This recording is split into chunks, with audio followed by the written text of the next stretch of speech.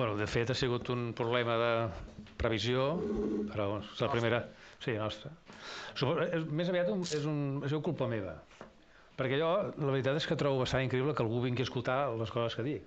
Per tant, sempre penso, com van dir 70 persones, penso, de sobres, no, quedarà a meitat, això. Sí, no, I la veritat és que ha sigut un èxit, s'ha apuntat més del doble, i llavors el que farem serà un altre dia, farem un altre acte, d'aquí un parell de setmanes, farem un altre acte, que evidentment, a veure, si voleu venir, però ja seria malaltia, no?, això de venir-nos a escoltar a nosaltres. Però, amb el que hi ha, no sé, més o menys ho hem anat controlant.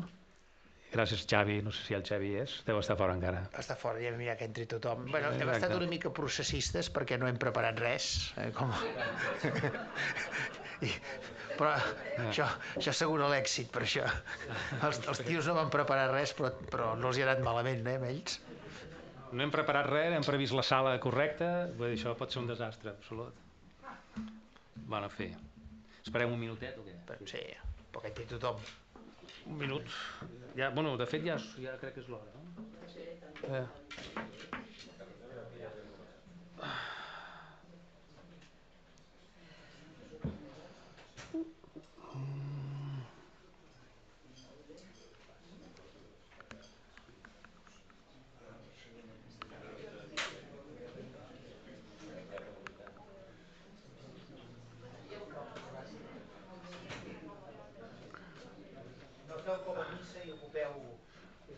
Carol, aquí n'hi ha un. Perfecte. Encara sobraran. Hòstia, aquest curt. Bé, en tot cas, si us sembla, comencem amb el contingut de la conferència d'avui. Agrair-vos, òbviament, que estigueu aquí.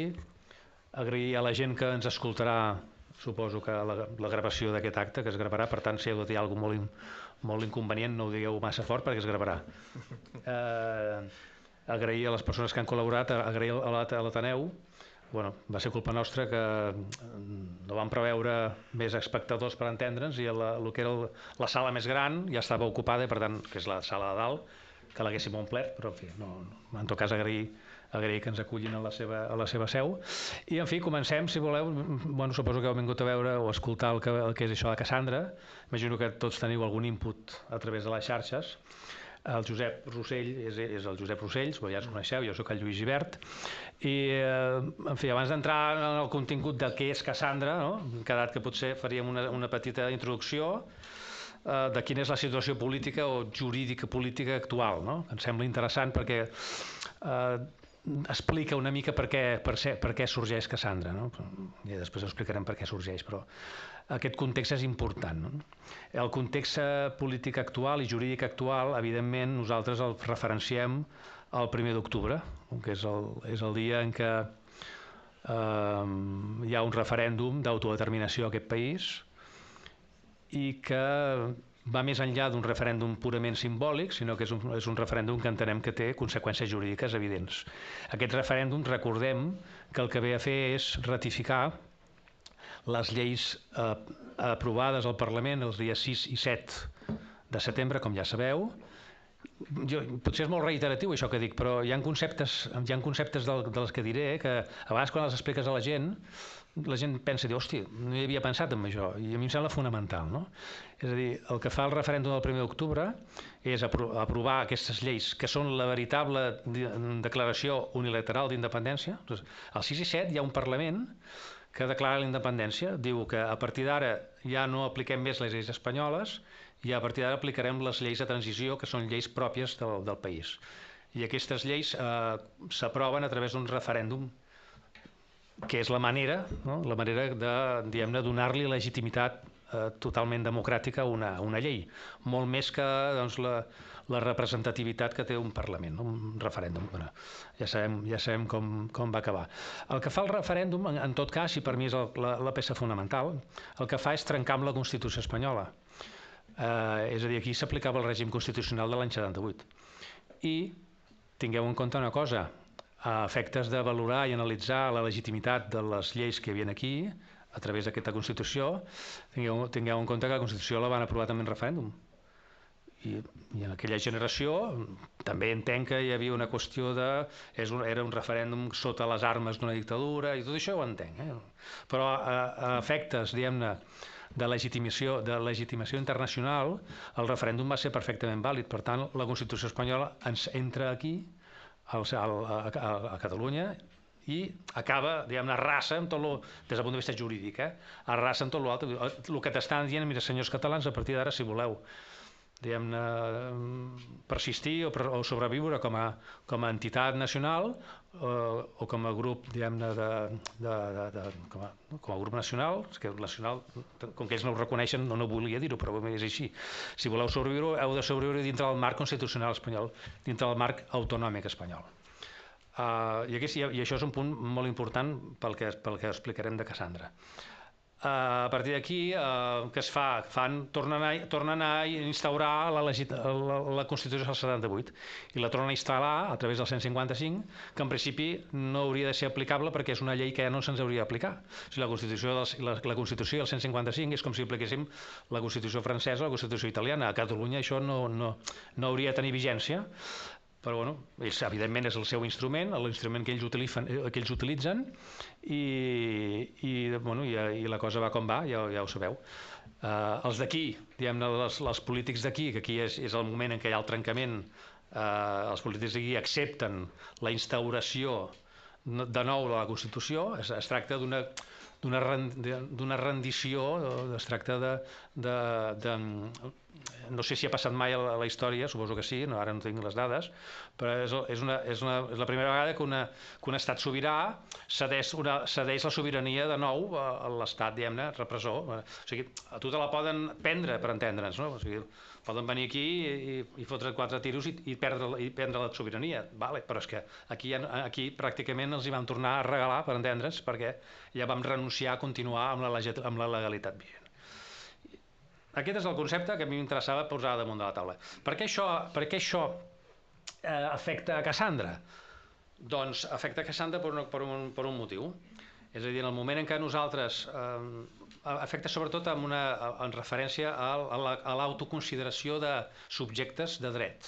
És a dir, actualment nosaltres, en virtut d'aquesta aplicació il·legítima de l'ordenament espanyol, som espanyols, som gent que viu a Espanya i que hi ha una sèrie d'estructures que també ens protegeixen. Hi ha una Constitució que, com a individus, per entendre's, ens protegeixen en el sentit que ja ens donen uns certs drets com a individus, no es poden matar pel carrer, per entendre's. Si poguessin ja ho farien, però no ho poden fer perquè estan en un context internacional i això no ho poden fer, i per tant, com a individus, l'única consideració que tenim a nivell nacional i internacional és aquesta: estem sotmesos a una Constitució, i això està reconegut mundialment.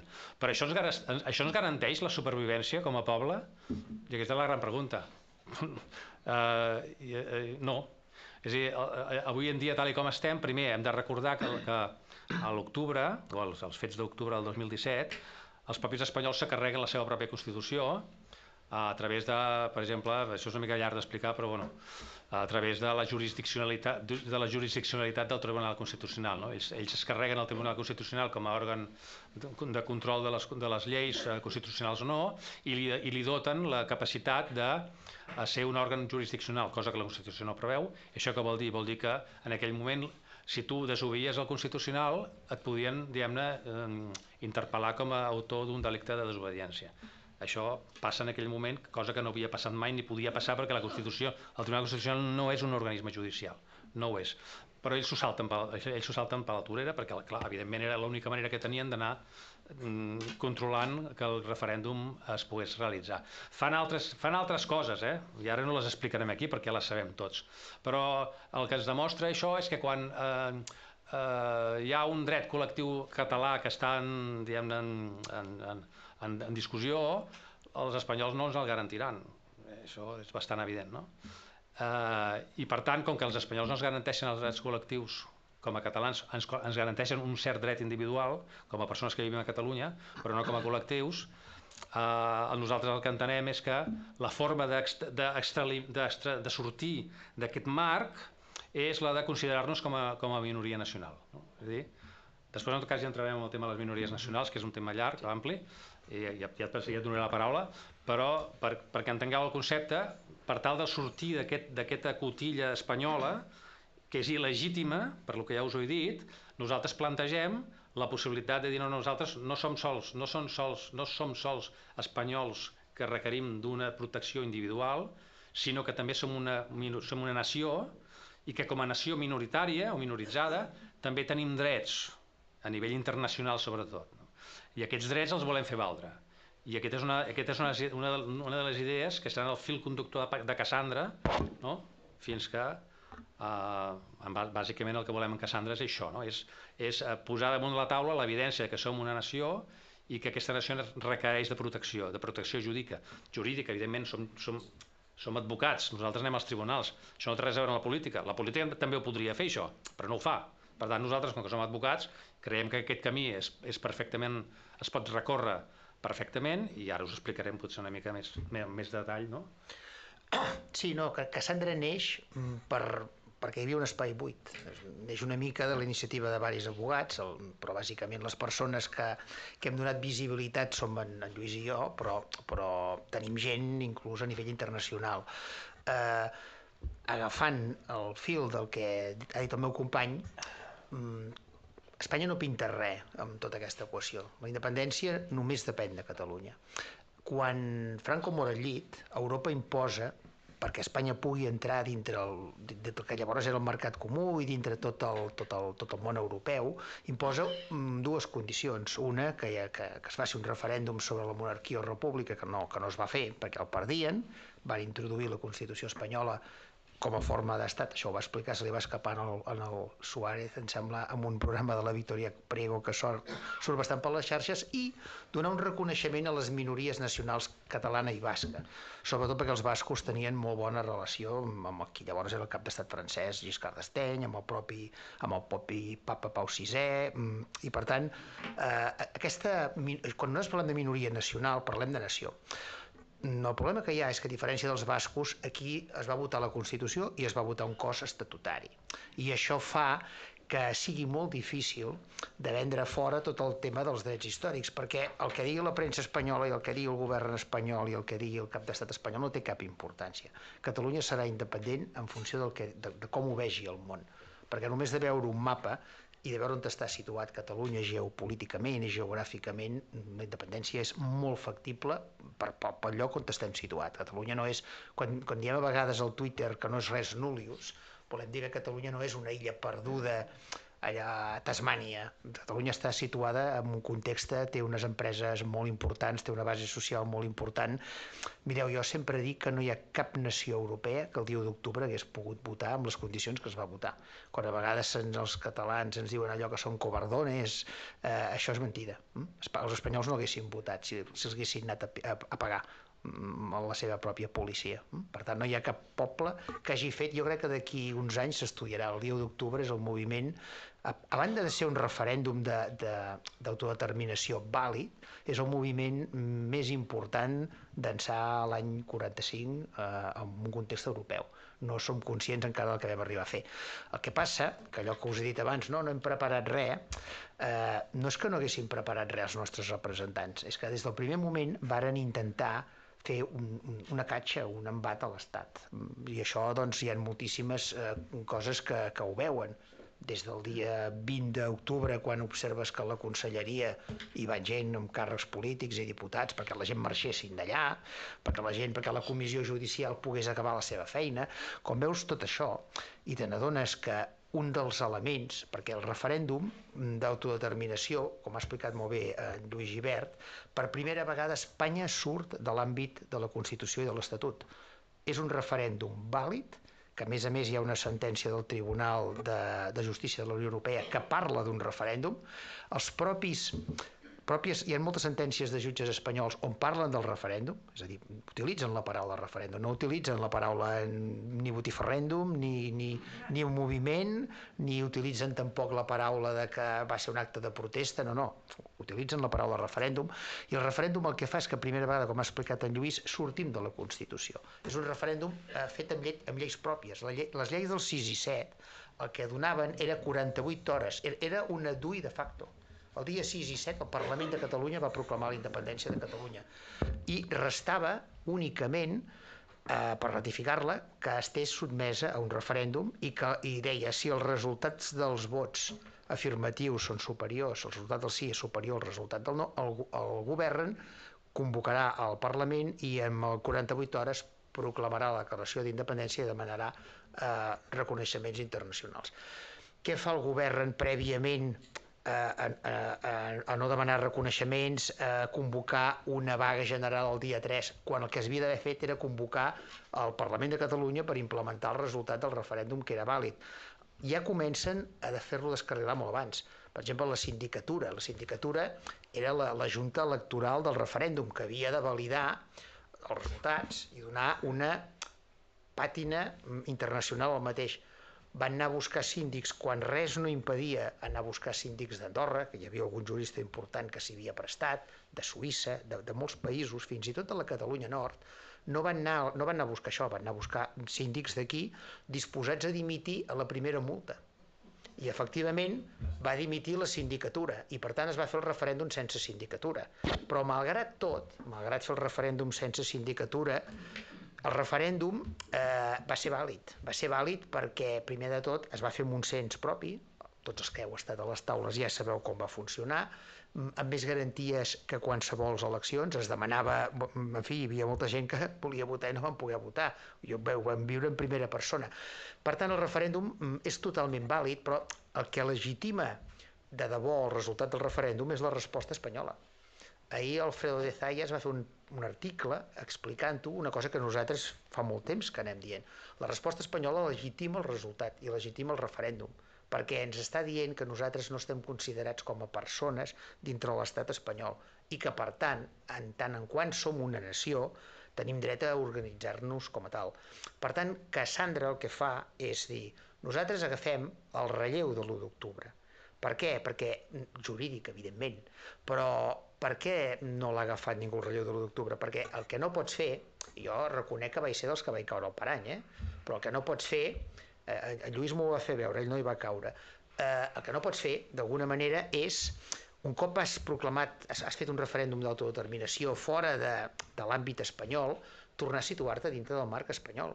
El que no té cap sentit és que una persona que digui, o sigui, nosaltres per què hem tingut un cert enfrontament amb alguns organismes satèl·lits dels partits? No perquè ens caigui malament la gent que hi són, alguns els conec personalment i no els hi vull, al contrari, no els hi vull cap tipus de mal, però és que són gent que com pots dir que ets d'un organisme que representa l'exili i presentar-te a unes eleccions al Parlament espanyol de Catalunya o a unes eleccions al Congreso de los Diputados? Això fa molt mal perquè estem dient al món, que és el que ens ha de veure, o sigui, quan es diuen no, el món es mira, tot això es fa molta comedieta, però el dia del referèndum hi havia moltíssims periodistes acreditats i tothom esperava que el govern convoqués el ple del Parlament 48 hores més enllà, tothom esperava que es demanessin reconeixements, tothom esperava, doncs, en fi, que es convoqués el cos diplomàtic, que es donessin instruccions als Mossos, perquè els que esteu per aquí sabeu perfectament que els Mossos és com el país, hi havia de tot, però els Mossos no van rebre cap ordre, només van rebre ordres dels jutges i els fiscals espanyols, ningú els hi va donar cap ordre. És molt fàcil, es carrega la culpa als Mossos com es carrega la culpa a la gent, però realment es va deixar passar aquest plaç i el que es fa és una protesta, això sí, això ja no és un referèndum, una protesta antirepressiva, on s'hi convida fins i tot a la UGT i comissions obreres, la del dia 3. I en aquell moment, que el país, fins al dia 3, al migdia, encara hi érem a temps, perquè realment va sortir... Cap país d'Europa ha tingut mai la meitat de la seva població al carrer, cap. El Regne Unit, quan va aprovar el Brexit, que aprova el Brexit el Regne Unit, perquè és impensable en un país anglosaxó convocar un referèndum i no aplicar el resultat. O sigui, en Cameron l'haurien linxat, si no l'hagués aplicat. Això només ha passat a Catalunya. Clar, el dia 3, quan la gent, surten consignes del Jordi Sànchez, del Lluís Llach, encara no ho han borrat, es prega a la gent que abandonin la Via Laietana, que deixin els hotels, que convoquin convenients. Quan la gent se'n va a casa seu i estem mirant la tele, surt el rei. El rei no surt el dia 1 vespre, ni el dia 2. perquè el dia 2 no tenia clar què faria. Surt quan veu que es convoca una manifestació antirepressiva, que comencen a enviar els nostres líders entre cometes, enviar cartes al president del govern espanyol dient-los que volien negociar. Clar, jo vaig posar un exemple, quan defenses una víctima de violència masclista, quan defenses una dona maltractada, jo com a advocat el que no he fet mai és parlar amb l'advocat contrari, perquè li estàs dient al jutge que realment no és creïble la teva posició. Quan des d'aquí s'intenta arribar a un acord amb Espanya és quelcom molt greu, perquè després d'haver pagat a gent gran, a població civil indefensa, com no s'ha vist enlloc. Tothom diu, no, qualsevol país ho hagués fet, això és mentida. A França potser haguessin engarjolat els líders, però no haguessin pagat a població. És un país que té, amb totes les seves mancances, la majoria de països europeus, a Turquia sí que és imaginable, però fora de la majoria de països del context europeu, això és impossible. Per tant, Cassandra el que vol és agafar el fil a on es va deixar. El referèndum és vàlid, és legítim, la resposta espanyola legitima el resultat, i Cassandra el que està disposat a fer el mateix que fan els espanyols per defensar la unitat d'Espanya. Nosaltres no hem de fer menys que ells. Llavors, en aquest sentit, i us explicarà més bé Lluís que jo, que és el que va fer tot el moviment fundacional, però Cassandra, d'alguna manera, el que vol entrar és a dificultar al màxim l'ocupació espanyola i a defensar els drets de la nació catalana, que això neix per l'atzar, perquè nosaltres ens coneixem a base d'haver defensat represaliats, i no està bé que ho diguem, però els hem defensat amb èxit. És a dir, hem portat temes realment difícils, temes d'Urquinaona, on es demanaven 7 anys i mig de presó, temes dels 9 de Lledoners, que es van anar a manifestar perquè no traslladessin els presos, on es demanaven 7 anys i mig de presó. Hem portat el tema d'en Carles Ruiz, que és una persona acusat d'atemptat contra el president del Tribunal Suprem. S'ha portat també el tema de la persona que va clonar el referèndum, el tema del... En fi, moltíssims temes que nosaltres hem anat coincidint i hem dit, ara és el moment de presentar la batalla jurídica, perquè els espanyols, d'alguna manera, ells han triat armes perquè Espanya és un país que s'ho creu, no són tontos, encara que a vegades es comportin que ho semblin, són primaris, però no són tontos els espanyols, ells tenen un estat i s'ho creuen, i d'alguna manera ells han plantejat la batalla en l'únic lloc on Europa els hi permet. Europa els hi permet la repressió jurídica, no els hi permet cap més tipus de repressió. Tot això és absolutament mentida, de que ens podrien, no dic que no en tinguessin ganes, això, però és impossible que amb una moneda com l'euro, que és molt sensible, i en un país de la Unió Europea, i un país que no té exèrcit, que se'l va vendre a l'OTAN, és absolutament impossible que Espanya ens enviï els tancs. I us diré més, si decidís fer-ho, a la vida assumim moltes situacions en les que ens podem morir. Ara agafarem el cotxe, vull dir, en fi, són situacions que veus els polítics que et van dir no, la via eslovena, no? La via eslovena van bombardejar Ljubljana, per això són independents els eslovens, i tenen una vida molt millor que la que tenien quan formaven part de l'antiga Jugoslàvia. Bé, passo la paraula a en Lluís. Vale. Bueno, com vulguis. No, jo t'aniré agafant una miqueta el fil. Sí, no, doncs... Agafant el fil del que dius i el fil que jo he deixat una mica en l'aire d'abans, ja concretant la qüestió en referència a veure per què és útil Cassandra, o per què creiem que és útil Cassandra. Com us he dit abans, la pregunta que he fet, la rescato, és preguntar-nos com a nació tenim els nostres drets col·lectius garantits dintre de l'estat espanyol, i jo crec que ha quedat acreditat dels últims anys que no. Per què? No sols de l'estat espanyol, sinó perquè la democràcia és un sistema que jo en absolut no vindré jo a dir aquí que les democràcies siguin un mal sistema, al contrari, jo em considero una persona demòcrata, però les democràcies, perquè siguin democràcies enteses com a tals, requereixen del respecte a les minories, perquè si no, al final la democràcia et pot esfonsar democràticament, per entendre's, no? Ara sí, això és el típic exemple que et posen a la primera carrera, que et diuen, imagineu-vos una sala en la que en què tots són blancs, hi ha un negre, i decideixen democràticament matar el negre. Dius, bueno, sí, és democràtic, però no és ètic, no, per entendre's. I amb la nació comença a passar això, no? És a dir, ara, imagineu, ara cada cosa que ens faran estaran absolutament, diguem-ne, legitimats per la seva democràcia. Ara sí que tenen la Constitució, que és la que els hi marca una mica els límits, una mica, no? Ja se la passen quan volen pel forro, però dintre d'aquests límits que ho fan per quedar bé, poden democràticament decidir el que vulguin. I ens poden anar llimant les lleis autonòmiques, es poden anar llimant la llengua, poden anar llimant tot democràticament.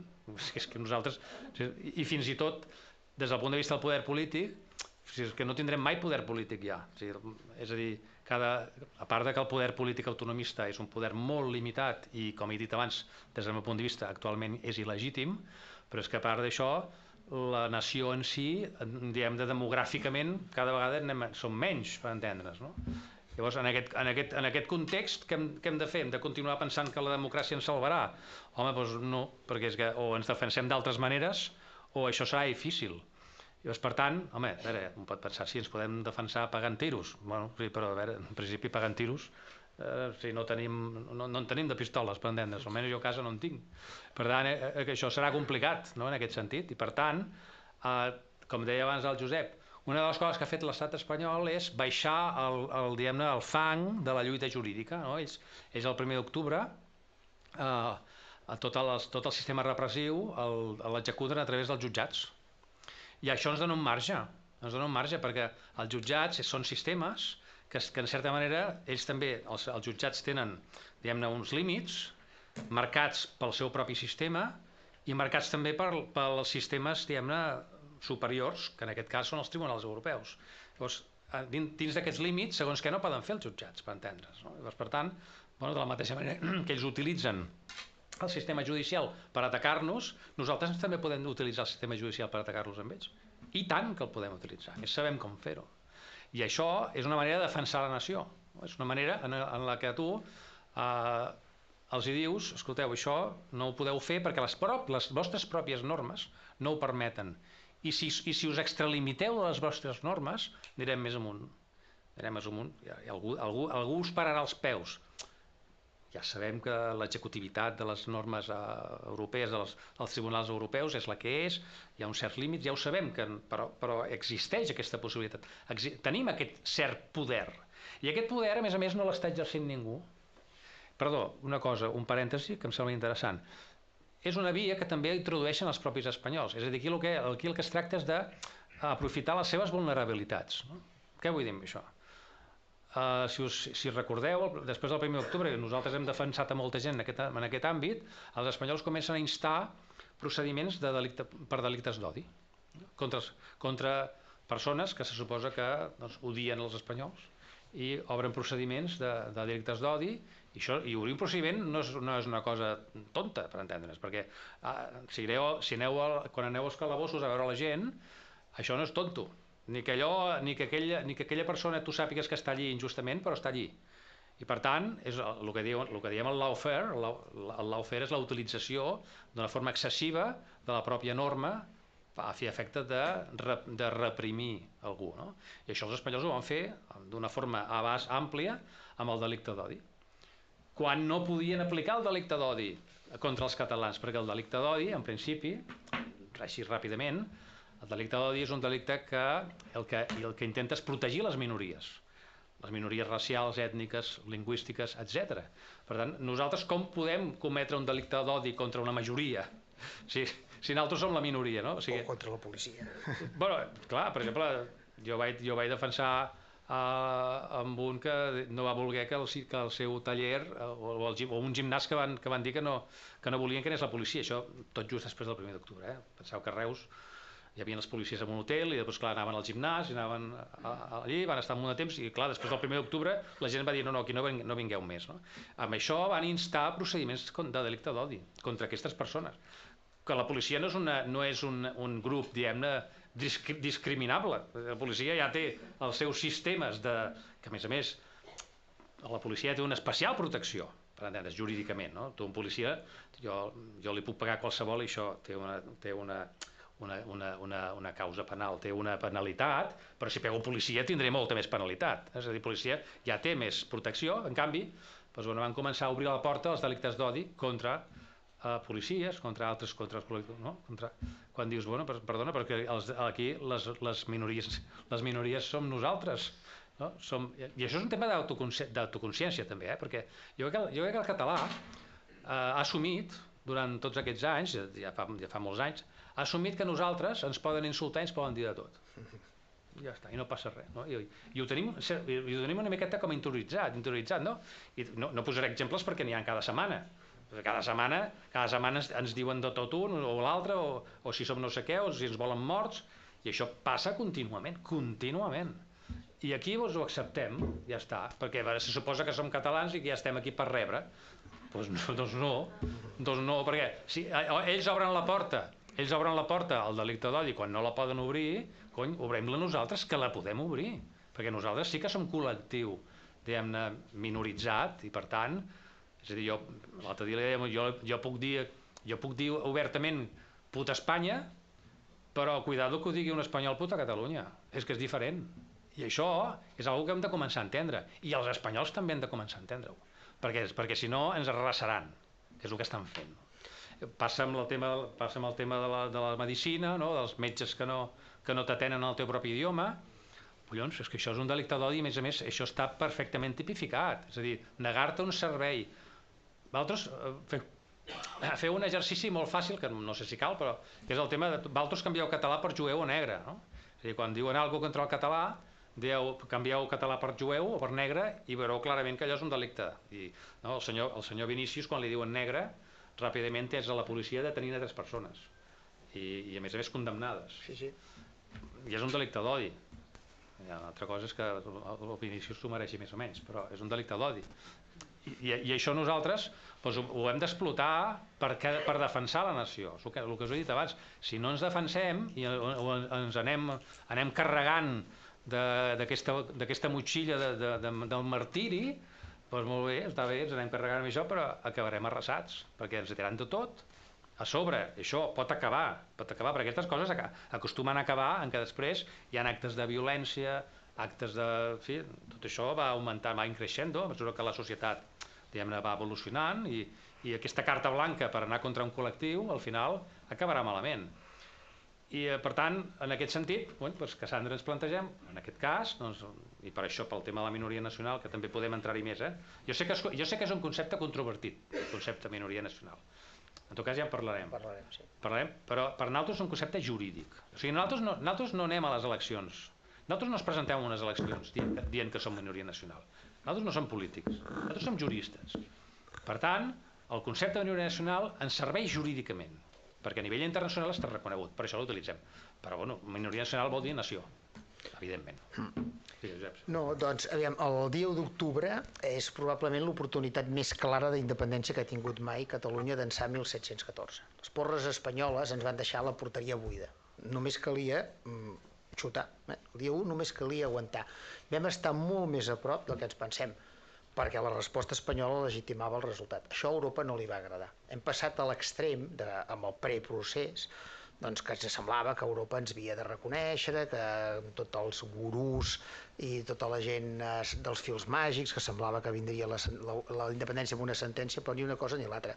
Europa acota el marc, perquè Espanya, la repressió a partir de l'1 d'octubre, la repressió després de les porres que la pròpia Unió Europea atura ja a mitja tarda, la repressió que ve és la jurídica, però no perquè Espanya no tingui més remei que baixar el fang jurídic. Espanya tenia altres mitjans.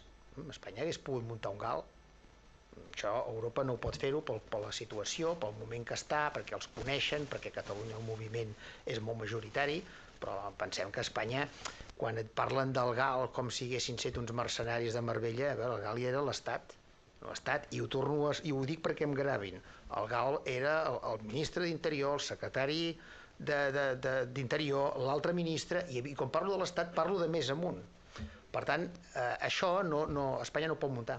Mai ho hem tingut tan fàcil com ara per ser independent. Espanya ha baixat de la lluita jurídica i amb la lluita jurídica podem assolir la independència. El que passa que té que anar acompanyada de lluita política, o com a mínim no té que ser traïda per la lluita política. perquè quan abans parlem de minoria nacional, els catalans tenim drets reconeguts pel Consell d'Europa, drets lingüístics, tenim drets com a minoria nacional reconeguts, en concret els lingüístics.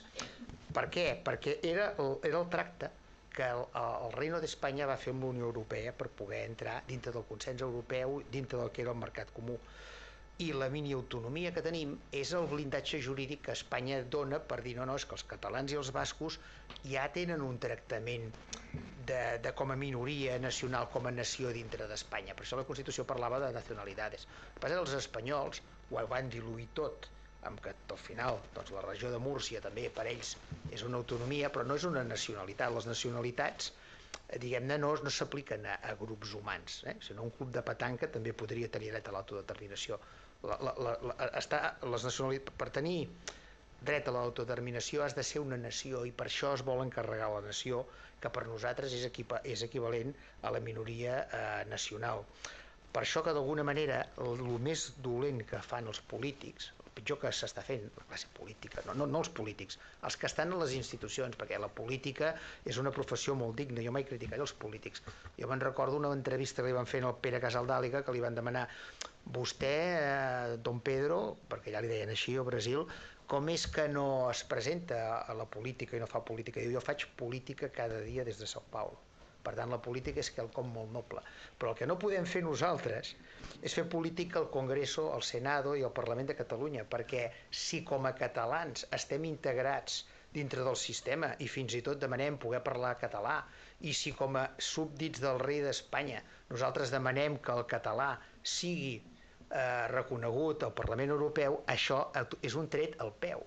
Per què? Perquè d'alguna manera no és allò que diu, no, és que tu el que vols és que com pitjor anem, no. Nosaltres el que volem és desfer l'encanteri, perquè tot això és un encanteri, perquè són coses que et donen i que et poden treure. Pensem que ara no hi entrarem, perquè l'1 d'octubre ja hem dit que és la nostra legitimitat, però actualment tenim un avantatge que no tenien abans, i és que el cos estatutari no l'ha votat ningú. És a dir, l'Estatut de Sau era un estatut que es havia votat. L'Estatut de Guernica és un estatut que es va votar, fins i tot la Constitució no, que no va sortir al País Basc, però l'Estatut sí, i era un estatut el de Guernica que preveia, bueno, ja sabem per què, no? Però preveia que fins i tot Navarra es pogués unir al que era Euskadi i formar el que era... Encara hi és, hi ha una disposició transitòria que el dia que a Navarra hi hagi, que estan molt a prop, una majoria, diguem-ne, nacionalista, s'ajuntaran i ho faran, segur, perquè ho permet. Per tant, en aquests moments nosaltres estem dintre d'un país en què no estem tractats com a ciutadans. No tenim una legislació, som una minoria nacional oprimida, som una nació sense estat, som una nació que no té cap blindatge jurídic perquè ens estan aplicant un estatut que d'alguna manera és un estatut no votat, perquè l'estatut que es va votar el va trinxar el Tribunal Constitucional, i evidentment el que ens puguin donar ara també ho trinxaran, perquè pensem que l'Estatut que semblava que era una cosa molt bona, alguns ja no ho vam veure clar al seu moment, però d'alguna manera era un estatut que el va aprovar el Congreso de Diputados amb majoria qualificada, el va sancionar el rei d'Espanya i es va aprovar amb referèndum, i no obstant se l'han trinxat. Per tant, qualsevol cosa que intentin negociar els polítics, finançaments singulars i altres merdes, amb perdó, tot això també ho trinxaran. Jo crec que ni tan sols ens ho arribaran a donar aquesta vegada, però tot el que ens donin, perquè tot allò que no t'has guanyat tu, totes les independències que no t'has guanyat tu, jo sempre dic que el país més segur del món és Finlàndia, perquè se la van guanyar ells, la independència. Hi ha d'altres països que, quan va caure l'Europa de l'Est, els hi van donar. Per això hi ha tants problemes internacionals. Nosaltres la independència ens hem de guanyar, i ens hem de guanyar geopolíticament, econòmicament. Per què? Perquè bé, al món manen els de les pistoles i evidentment doncs ja ho sabem, però d'alguna manera, com diu sempre en Lluís, les lloguen el poder econòmic, i nosaltres tenim molt poder econòmic en el sentit de dir que Espanya no pot utilitzar, i no ho vull fer pesat, però Espanya no pot utilitzar les pistoles contra Catalunya. Ja ho haguéssim fet si haguéssim pogut, i era una via que ja s'ha utilitzat, és a dir, aquí per exemple, una de les coses que em va sobtar, jo vaig tenir molt clar, perquè encara deia no, és que si us en recordeu, deia no, és que la imatge de la policia entrant als col·legis i retirant urnes, això Espanya no ho aguantarà. És que si ens peguen ja serem independents, perquè això no, Espanya ho aguanta tot. Ara, jo fins i tot, no em va sorprendre gent, i jo sempre vaig pensar que muntarien algun sistema tipus GAL. Això no ho han fet, i si no ho han fet és perquè Europa no ho ha permès. Per tant, les regles de joc, i torno a donar la paraula a en Lluís, les regles de joc a Espanya amb això són una mica quixots i d'alguna manera volen jugar 11 contra 11 i les acoten judicialment, i en un judici pot passar de tot, perquè si estires les costures del dret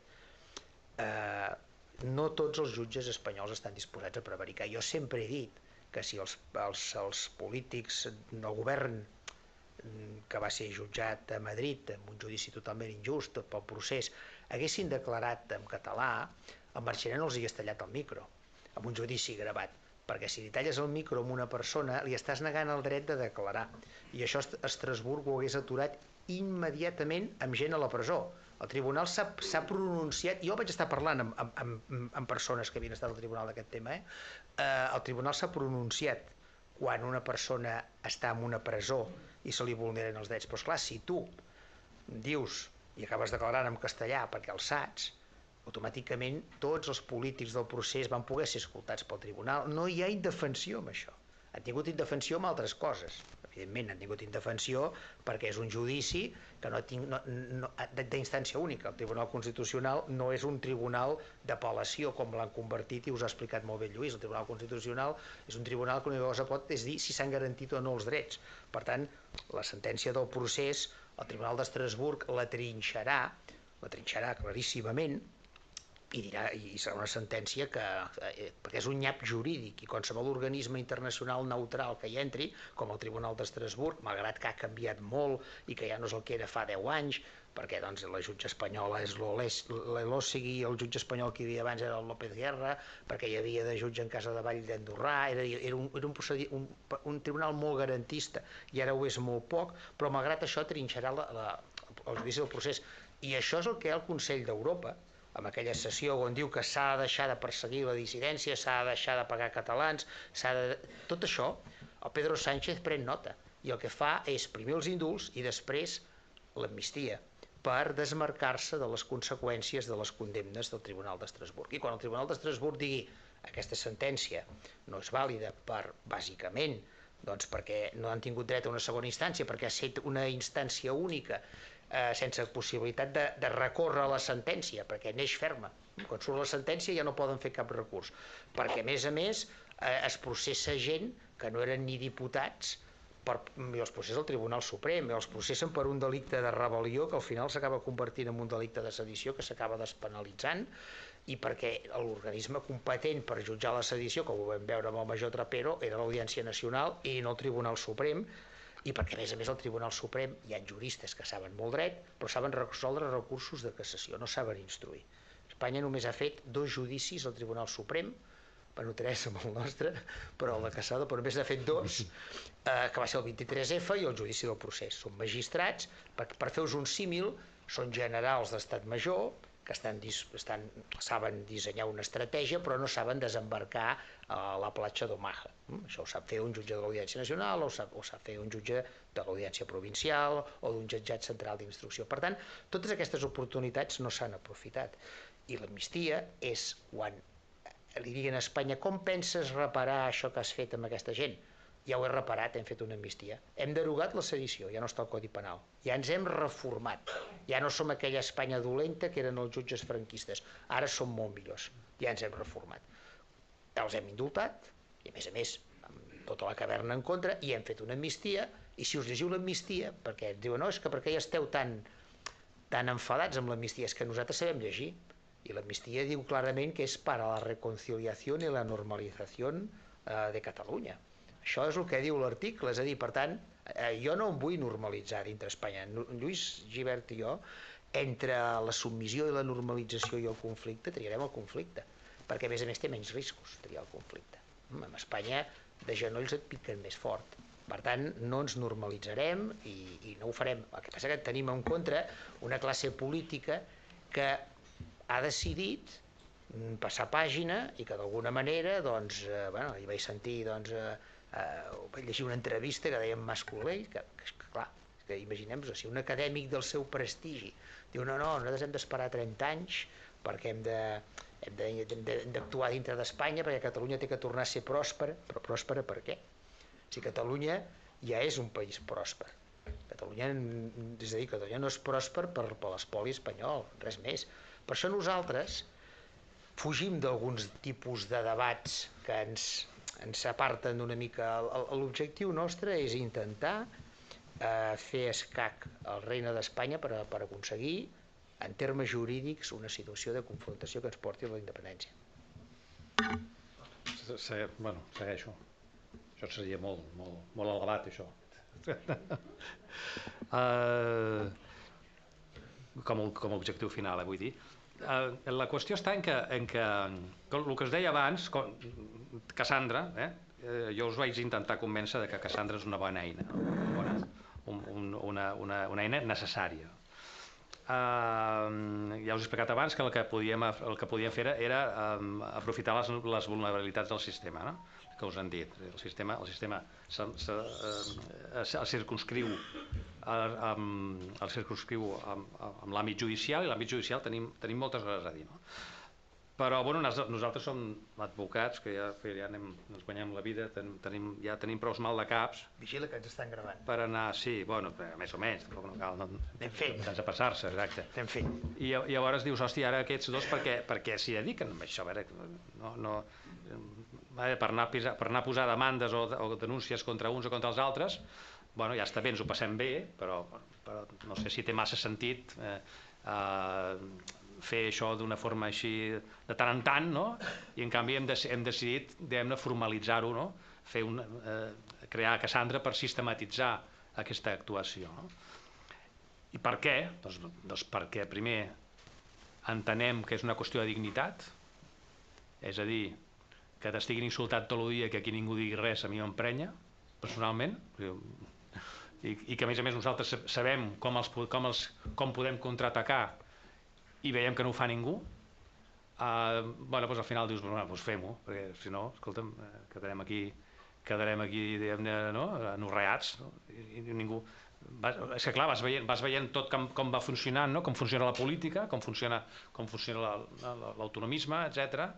Aquesta connivència contínua, aquest col·laboracionisme continu en un sistema il·legítim i que ningú defensa res, i mentrestant ens la van fotent per tot arreu, i això no és cap exageració.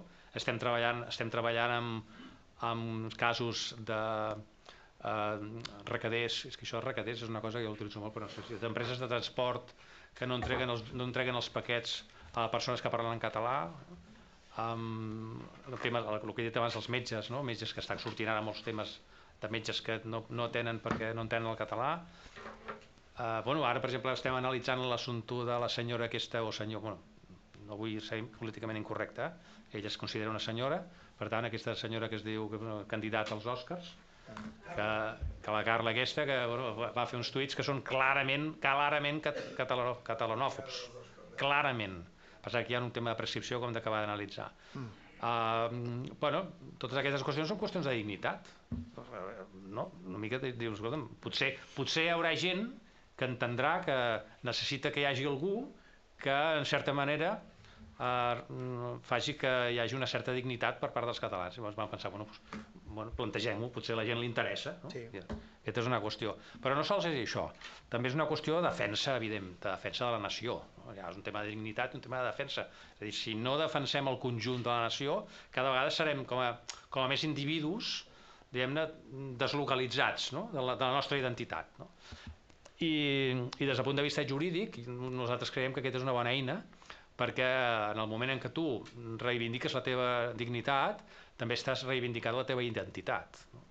I a partir d'aquí que els polítics facin el que vulguin, que ja ho fan, i que venguin les motos que vulguin, però nosaltres jurídicament crec que podem articular a través d'aquest moviment aquest reconeixement de la pròpia nació i de que nosaltres mateixos doncs agafem aquesta idea de que, bueno, no, escolta'm, som una nació, no som una comunitat autònoma espanyola que ens poden dir de tot, no som persones que poden insultar-nos i aquí no passa res, o que tenim polítics corruptes, que ningú els controla i que fan el que volen, perquè doncs no, doncs fiquem-s'hi, no? I com que jurídicament això ho podem fer, doncs vam dir fem-ho. I a més hi ha aquesta qüestió, diguem-ne, més particular, però sí que hi ha una qüestió també de subjecte internacional, no? Que és el que us deia abans, que a nosaltres també ens sembla superinteressant aquest plantejament, no? És a dir, en el moment en què internacionalment es reconeixen les minories nacionals, doncs nosaltres hem de treure una mica, hem d'aixecar el braç i dir, escolteu, aquí a Catalunya som una nació, vale? I no tolerarem que ens ataquin, i no tolerarem que menystinguin la nostra llengua. Perquè és que, a més, per exemple, el tema de la llengua, que és un tema claríssim, que intenten reduir, diguem-ne, la transmissió de la llengua, perquè la llengua és un dels fonaments de la nació, evidentment, i per això ells intenten anar-s'ho carregant, però és que el tema de la llengua és que tenim resolucions internacionals que avalen sistemes d'inversió, que protegeixen llengües minoritàries. Bueno, doncs tot això ho hem de posar damunt de la taula. Si el tribunal, sembla que la sentència del Tribunal Constitucional, la que sortirà ara amb el referència al tema del 25%, sembla que diuen que serà dura, doncs no senyor, si serà dura vol dir que està anant en contra de la seva pròpia Constitució, i està anant, perquè diu la seva pròpia Constitució, que se la passen pel forro, però la pròpia Constitució diu que en aquest sentit el català mereix una especial protecció, i ho diuen ells. Però si ho diuen ells, a mi que m'expliques el 25%, apliqueu l'especial protecció, i si no l'apliqueu anirem més amunt, perquè se n'enterin que aquí estan passant coses. I sobretot per una cosa que vosaltres l'heu sentit a dir moltes vegades, que també és com una llegenda urbana, que és això de les deficiències sistèmiques, no? I ens porten anys dient que si Espanya té deficiències sistèmiques, que si Espanya són tan dolents, que si Espanya no compleixen res. Sí, però a nivell internacional tot això no existeix.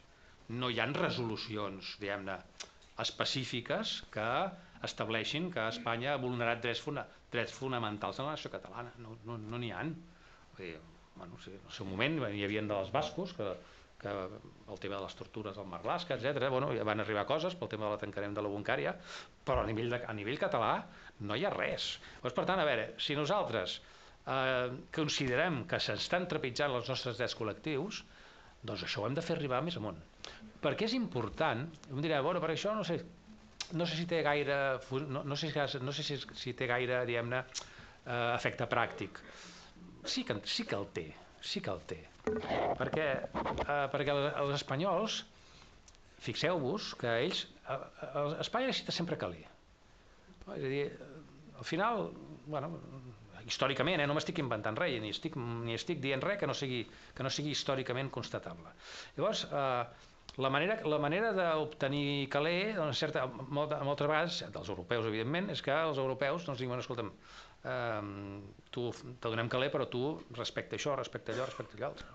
Llavors, en la mesura que tu vas pujant deficiències sistèmiques, però constatables en documents, en sentències, en documents internacionals, clar, allò està posant en evidència, primer, l'existència d'una nació, que som nosaltres, i l'existència d'una opressió o d'un intent de minoritzar els nostres drets fonamentals. Cony, això ho hem de posar damunt de la taula. Qui ho està fent, això? Qui ho està fent? Si no ho està fent ningú. Sí, nosaltres agafem una mica el fil, perquè diu el Lluís, perquè nosaltres naixem per fer coses que no ha fet ningú. Perquè la majoria d'associacions d'advocats que van començar per l'1 d'octubre i per ajudar amb el referèndum han acabat recollint medalles del govern i del Parlament, que són els mateixos, el mateix govern i el mateix Parlament que en Lluís i jo ens hem trobat com a acusació particular, perquè jo i el Lluís, el dia del judici dels 9 de Lledoners, el dia d'Urquinaona, hem tingut els lletrats de la Generalitat més bel·ligerants que la Fiscalia Espanyola.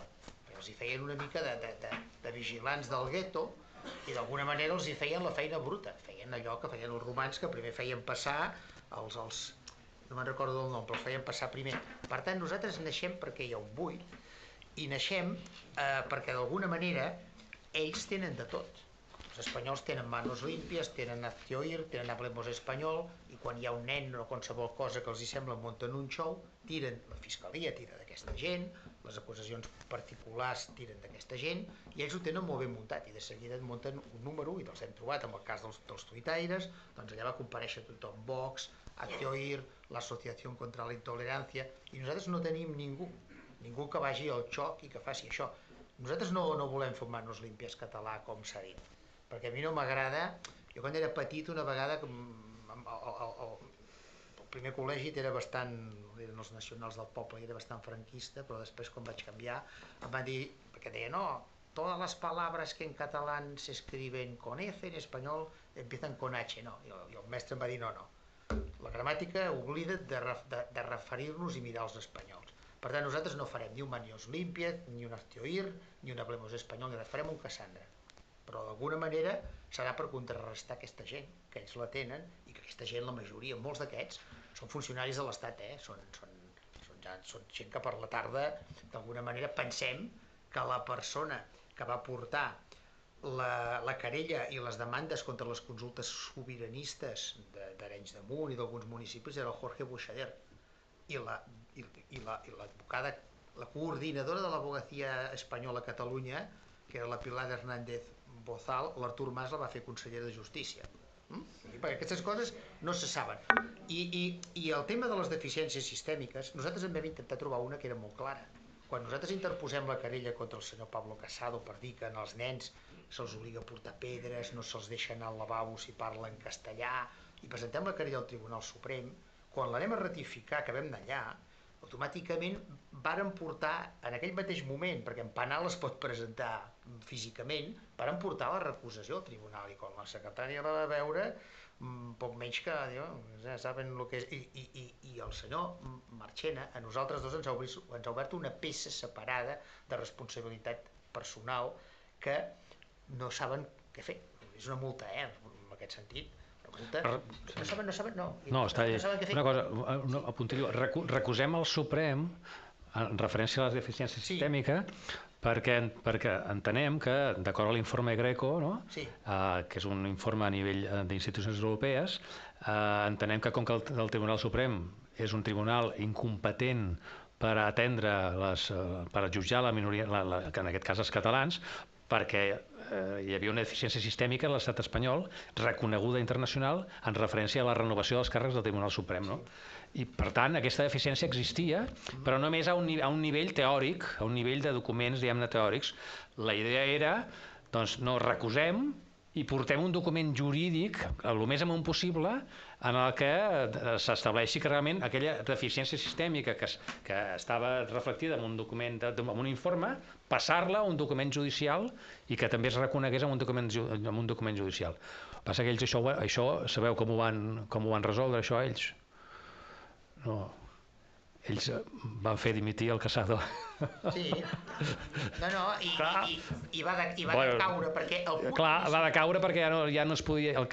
No era el tribunal competent. El que era interessant no era pròpiament el que va dir el senyor Casado, sinó el qüestionament que fèiem a que un tribunal espanyol com el Suprem pugui jutjar una causa catalana. I inclús vam posar un exemple clar, és un tribunal d'Alabama l'any 57 podia jutjar un negre que ha robat una gallina o no? És a dir, algú s'imagina, i hi ha grans juristes al Tribunal Suprem, però algú s'imagina que poden ser neutrals, que poden jutjar l'escola catalana al Tribunal Suprem? És del tot impossible, perquè és que ells són part en qualsevol... I el mateix passa amb les obres de la Franja. En qualsevol lloc on Catalunya sigui part, Espanya prendrà l'altre partit, i si és el mateix, si estan allà xixena tirades a terra. Vol dir que, per tant, això és una mica l'argument que nosaltres plantejàvem per intentar argumentar aquestes deficiències sistèmiques, de dir, escolta, el Tribunal Suprem això no ens ho argumentarà. Finalment, decau i ja no té cap interès quan aquest senyor no és diputat i ja no pots recusar, perquè a més el jutge que ens va tocar a Barcelona no l'haguéssim pogut recusar perquè va tenir un tracte exquisit, amb tota la demanda, amb tota la instrucció... I va fer bé el que havia de fer. Va fer bé el que havia de fer, vull dir que per tant ja no era aquest el tema, perquè el problema són les cúpules, per això el Suprem ha agafat, i el Constitucional, per això han agafat el Constitucional, perquè sigui un últim tribunal d'apel·lació i que només hi hagi el Tribunal Constitucional i el Tribunal Suprem, on no hi accedeixen, no hi haurà mai cap independentista. En qualsevol lloc del món, les minories, el que us explicava, han d'estar-hi representades.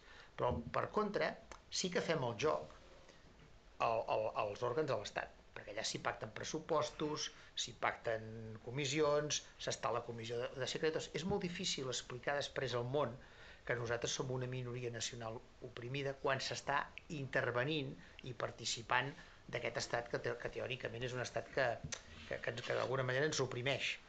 No ho sé, jo no sé si deixaríem una mica d'espai perquè la gent preguntés. Jo volia dir una última cosa molt ràpida, que també té a veure amb Cassandra en referència a coses que busquem amb Cassandra. No? Jo crec que he sigut... Bé, no sé si m'he explicat prou bé, però en tot cas, si fem preguntes. Però hi ha una cosa de Cassandra que a mi m'interessa, que a mi també m'agrada molt, i és també fer veure a la gent que no tot ha de ser política autonomista.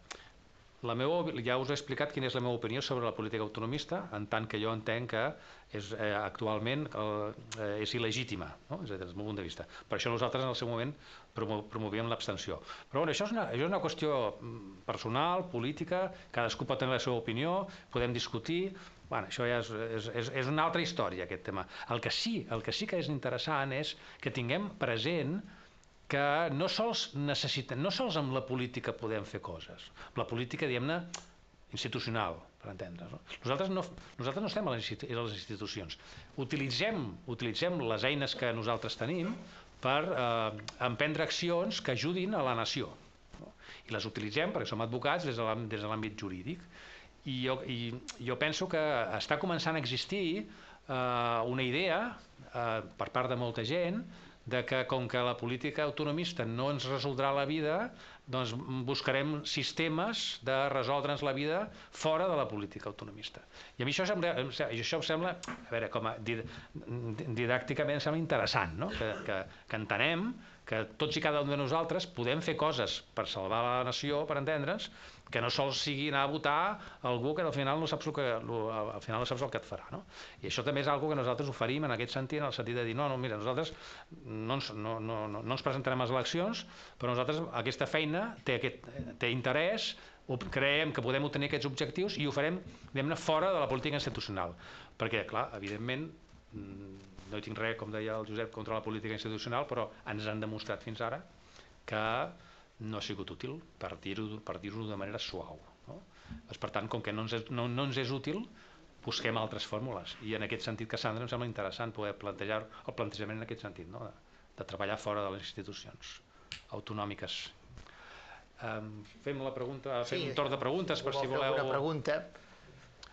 He aixecat primer, anem per ordre, no sé si tenim micro, això no ho hem previst, però jo crec que la sala és prou... La sala és bastant... La sala és prou petita com per... Gràcies per fer això, perquè realment pot ser una bola de neu que pot anar molt gran. Perdona, jo sé qui ets perquè em sones, però... De Twitter. Sí, però digues el nom, home. Silvestre. Vale, d'acord, sí.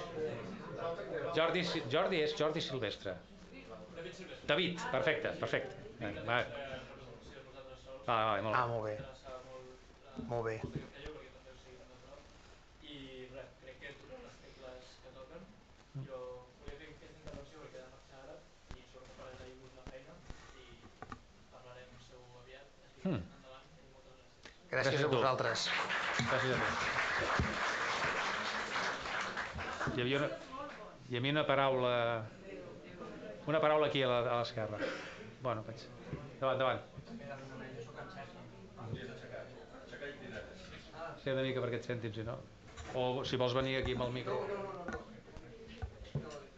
Jo soc en Sergi, simplement també agrair-vos, com diu el David, la feina que esteu fent, però al principi heu comentat sobretot que l'acció que esteu fent vosaltres, en termes jurídics, hauria d'anar també acompanyada, lògicament, o que no us trepitgin des del polític. Però sabeu certament que això passarà, us trepitjaran. Ja ha passat. Jo com vosaltres no hi confio gens ni mica, soc ja abstencionista, no perquè m'ho hagueu dit vosaltres, sinó perquè ja ho era abans. Què penseu fer o què podeu fer respecte al tema polític? Us trepitjaran segur. Bueno, sí, la idea... Resistir. Perdó. Sí, no, aviam, es intenten trepitjar, però hi ha marges que no s'atreveixen a passar, no? Per exemple... Tenen molta por, Per exemple, sí. Quan vam fer el Casado, per entendre'ns, vam començar 3 o 4 i al final només vam quedar altres, no? O sigui, els altres van anar dissimuladament sortint del tema. O sigui, al final els interessos polítics fan que d'una forma o altra abandonin la batalla, no? I a nosaltres això ens és igual. Per tant, bueno, és una manera de... O sigui, el que hem notat és que, clar, evidentment intenten pressionar-nos, intenten... No, a vegades no és expressament, és que a vegades te trobes, per exemple, amb el tema del català, no? De la llengua. Tu planteges un determinat camí que pot tenir una transcendència jurídica, no? Amb el tema del 25%, no? Això de les classes del 25% en castellà. I tu te fas un plantejament i dius, bueno, això podríem anar per aquí, podríem anar per allà, tens més o menys clar, i pam, et salten i et fan una llei que accepta el castellà com a llengua vehicular. Clar, te foten el camí a la merda, per entendre's, no? Bueno, no hi pots fer res amb això, doncs res, buscar altres alternatives i altres camins. En som conscients, però sí que en la mesura que puguis tenir força, en la mesura que... O sigui, nosaltres ara sortim ara perquè fa 3 anys no haguéssim tingut cap repercussió. No. Llavors ara la gent, en certa manera, veu més aquesta necessitat de buscar camins alternatius i el missatge és més fàcil de que qualli, i quanta més força tens, doncs més capacitat tens de lluitar, no? D'entrar en aquesta guerra. I ara ens veiem més forts. Sí, no? I un exemple més d'això que dèiem, que els polítics boicotegen una mica qualsevol acció que faci la societat civil, perquè nosaltres només som, no de societat civil catalana, la societat civil catalana ens mobilitzem i fem coses, nosaltres ho hem fet a nivell jurídic, però hi ha moltíssima gent que potser no tenen, nosaltres encara dintre de tot per les xarxes hem tingut una certa capacitat d'arribar, però hi ha gent que ha fet moltes coses i no hi ha pogut arribar. Però pensem que el tema del català a l'escola, el Parlament de Catalunya podria fer una llengua que digués que el català és l'única llengua vehicular a l'escola. Que la tomba el Tribunal Constitucional, bueno, doncs vale, perfecte, veurem què diu el Consell d'Europa. Però el que no podem fer és en previsió. És com si jo dic, mira, jo ara me'n vaig cap a casa, però com que em puc matar per la carretera em quedo a dormir aquí. Doncs aquest és una mica l'argument, és a dir, el risc zero no existeix. Però i què han fet? Bàsicament, els polítics ens tenen bastanta por, no sé ben bé per què, deuen pensar que tenim alguna... Els polítics tenen por de tot. De tot, sí, de nosaltres també.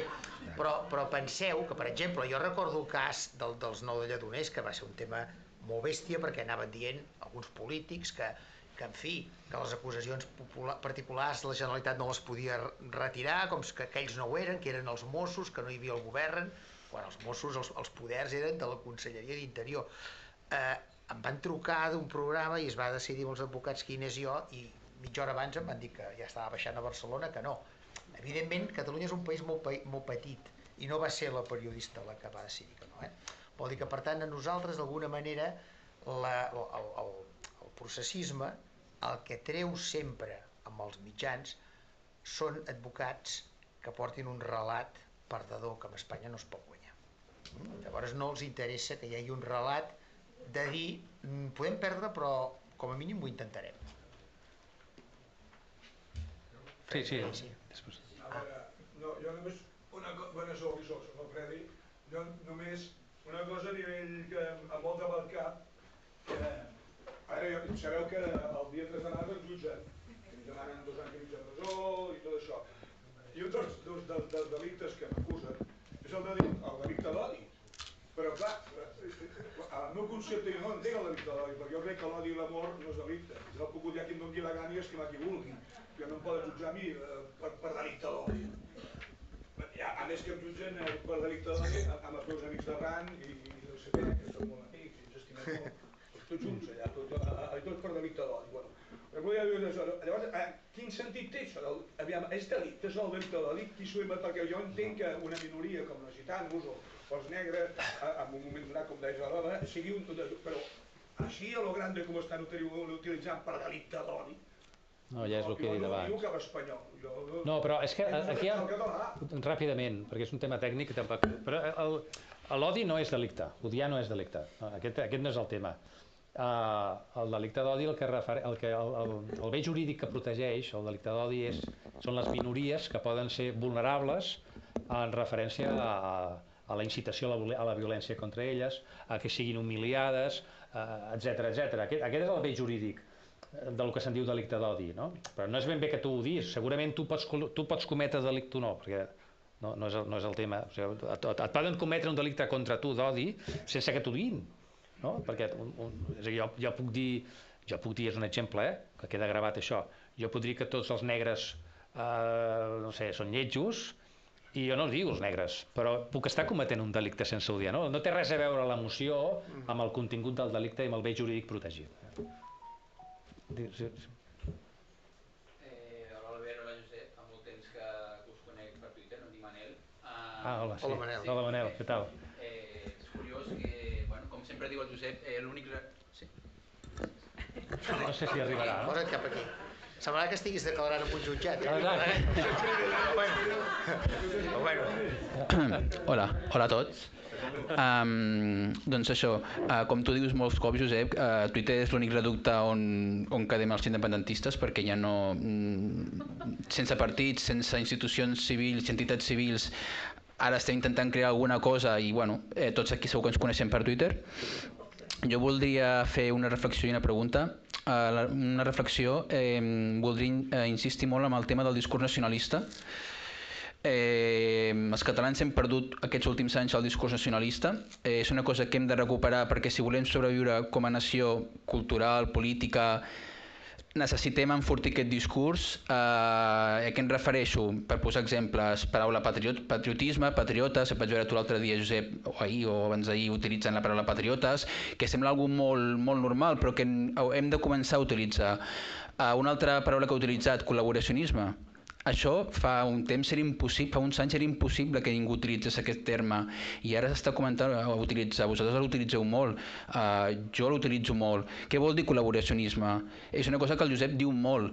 No tenim institucions catalanes des del 1714. No hi ha hagut mai cap Parlament a Catalunya. Llavors, és important entendre que qualsevol partit que es presenti al Parlament de Catalunya serà col·laboracionista perquè el Parlament de Catalunya és una institució espanyola creada per aniquilar Catalunya.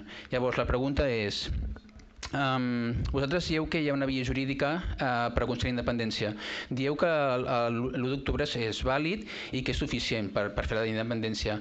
Per què es necessita una via jurídica internacional? No creieu que per si sol l'1 d'octubre ja és suficient per si en algun dia hi ha algun Parlament alternatiu al que tenim ara i proclama la independència en base a l'1 d'octubre? Creieu que això ja no és suficient o cal fer igualment aquest camí internacional jurídicament? Ràpidament. Sí. A veure, aviam, per proclamar la independència només cal una cosa, i és tenir més força que els altres. És a dir, el 1 d'octubre ja vam, diguem-ne, posar damunt de la taula l'existència d'una legislació pròpia. Però el que no hem pogut, perquè no hem tingut prou força, és aplicar aquesta legislació. Jo quan el 20 d'octubre me'n vaig a pagar els impostos, el primer que faig és anar a pagar-los a l'agència catalana, i quan vaig allí veig que no els puc pagar, i ells a l'agència espanyola, doncs vaig pensar, ja està, ja hem cagat, ja no té res. És a dir, es tracta de que la llei que tu apliquis sigui la teva i no la del veí, no? I això és la independència. Com se fa? No ho sé, perquè has de tenir més força. No vull dir força militar, hi ha moltes maneres de tenir més força, però són camins que s'han de recórrer i s'han d'explorar. Ja ho veurem. Jo crec que internacionalment, i aquí em vaig a la teva pregunta, clar que no necessitem internacionalment que ningú ens faci una llei reconeixent que som independents, ho hem de fer nosaltres, però mira el que diré ara. Jo crec que en els propers anys el dret a l'autodeterminació, que això és el que va dir el Zayas l'altre dia, sí. Nosaltres ja ho havíem dit abans. Els propers anys el dret a l'autodeterminació serà un element clau a nivell de dret internacional per tal de regular les relacions entre els estats. I ja veureu. I això té a veure, per exemple, amb Ucraïna, té a veure amb Groenlàndia, té a veure amb moltes de les coses que aniran passant i que s'aniran posant damunt de la taula. Igual que l'any 22 a la Societat de Nacions Unides, amb el tema de Wilson i de la descolonització, jo crec que aquest segle, o els anys que vindran, això es posarà damunt de la taula. Però per què necessiten els estats posar damunt de la taula conceptes jurídics? Doncs perquè necessiten legitimar-se d'alguna manera, no? És a dir, quan Kosovo hi ha un reconeixement de la independència de Kosovo i es diu que la DUI és legal, és l'excusa que troben els sistemes internacionals per donar-li un contingut jurídic al tema de Kosovo. És a dir, al final, tot i que la independència es fa amb les armes, amb els referèndums, nosaltres haguéssim volgut que es fessin amb referèndums, però democràticament ens han dit que no, ja ho veurem. Malgrat que la independència es fa així, però el context internacional sempre necessita excuses per encaixar allò dintre de les normes internacionals. Per tant, és interessant que a nivell internacional tinguem documents que explicitin l'existència de la nació. I això és important. Que això ens donarà la independència? No. Però que això serà l'excusa en un moment determinat. Bueno, perdona, però a mi hi ha una cosa que em sembla molt important, que és això que deies abans del Josep. Hi ha una sentència del Tribunal de Justícia Europea que ja reconeix l'existència del referèndum del 1 d'octubre com a referèndum d'autodeterminació. I ho diu explícitament. Ho diu explícitament. Per tant, és un document internacional que ja ens serveix perquè en algun moment que algú se li acudeixi fer la independència pugui dir a l'estat aquell que diu i vosaltres perquè quina legitimitat internacional teniu? Doncs mira, tenim un document internacional, una sentència internacional que diu això i diu que van fer un referèndum d'autodeterminació. I quan ara a Ucraïna, al Donbass, se'ls digui que com que tenen un referèndum d'autodeterminació guanyat, s'aniran amb els russos, nosaltres podem dir que nosaltres som una nació que tenim reconegut que vam fer un referèndum d'autodeterminació, escolteu senyors, som aquí, Clar, tot això és important a l'hora d'establir mecanismes de legitimació, no? M'explico? Sí, no, és que això que diu en Lluís és molt interessant perquè sí que es centrarà el debat el dret a l'autodeterminació i l'únic país que quedarà fora serà Espanya i la Xina. El que és els Estats Units, el que és Rússia hi entraran, el tema de Taiwan. Per tant, tindrem jo crec un cicle bastant favorable. Això és una cosa que també n'hem de parlar un dia, però el tindrem. I el que deies tu abans, no hi ha independències no nacionalistes. Només les nacions tenen dret a l'autodeterminació, només les nacions poden esdevenir independents. Per tant, per això Espanya ataca tant el concepte nacionalista. La llengua és la darrera batalla. És la darrera batalla, però també és la més forta que tenim. Si els hi toques la llengua, cau tot. I ells tenen una llengua que la parlen milions de persones, però si toques això, Espanya de seguida entra en crisi. Hi ha molts exemples a Europa que se n'han sortit. En Joan Planella, que vam anar a Flandes a fer una mica de prospecció, els flamencs era la part pobra de Flandes. Si us recordeu una mica com eren els balons, el carbó... Bueno, actualment, doncs, els flamencs van deixar de parlar francès. Doncs així. Llavors aquí potser va per aquí, per desaprendre a parlar el castellà. Potser no hi haurà més remei. Potser serà un sistema, però com que el tema nacionalisme, l'espanyol no, però el nostre està tan castigat, com si fos una cosa excloent, com si fos una cosa... Hi ha un relat que no l'entenc. Perquè ens sentim com a malament, no? Si parlem de nació... Ser patriota és com una cosa molt... Hòstia, dius... Que t'estimes la teva pàtria, res més. Exacte, això ho fa tothom. Sí, ho fa tothom. Els únics que no podem fer, els únics que no podem tenir aquests conceptes són els catalans. A nosaltres ens ho han manllevat tot. Hi havia un allà primer, un senyor allí, darrere, i després vostè. Doncs és que, ostres... Doncs vinga. Endavant. La senyora és primer. Endavant. Sí. No l'aixequeu d'aquella manera perquè... Sí, que s'està gravant. No fa falta. Soc jo, mira, soc en Daniel Tarsol, ens coneixem per Twitter. Sí, que ens estimem moltíssim. Sou guapos, sou de tot, sou fantàstics.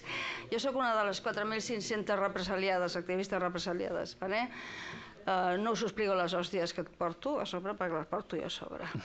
Llavors una pregunta que es volia fer. Clar, lògicament vosaltres no us dediqueu a la política i no entreu dintre del món de la política, cosa que us felicito per aquest tema. Llavors, com podem fer alguna cosa des de la societat civil que no estigui sempre traicionada per els mateixos partits polítics, que són els botiflers i els traïdors del regne, des de 1714, és el Rafael Casanova va ser el primer traïdor. Llavors, com podem fer? Perquè cada vegada que es presenta o un partit nou, diuen, no, nosaltres són els mateixos botiflers de sempre, i quan es crea algun tipus de societat, plataforma, sempre trobes traïdors. O sigui, com ho podem fer des de la societat? Perquè entenc perfectament que és el poble el que té que lluitar. Els partits polítics són de mig, sí, del govern del mig, no faran mai res. Al contrari, ens perseguien judicialment. Llavors, com ho podem fer? Perquè és que és horrible, que en qualsevol lloc on et fiquis n'hi ha traïdors per tot arreu que et venen. No, però ja ho estàs fent. Estant aquí ja ho estàs fent, amb la teva actuació ho estàs fent, entomant la repressió ho estàs fent, plantant cara ho estàs fent. Jo una vegada vaig tenir l'oportunitat de poder quedar amb la Jodie Williams en privat, i quan jo li vaig comentar com estava el tema català, que jo estava bastant desesperat en aquell moment, em va dir: jo vaig començar la lluita per les mines antipersones a la cuina de casa, i no tenia ningú. Imagina't, estem sols, quan abans ho assumim millor.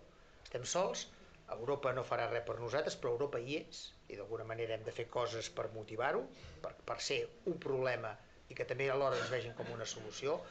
Espanya és un país que el coneixen, una altra cosa és que es posicionin amb Espanya, però Espanya és un país conegut internacionalment, i no és un país ben vist per molt que ens ho vulguin fer creure. És un país que els tenen bastant...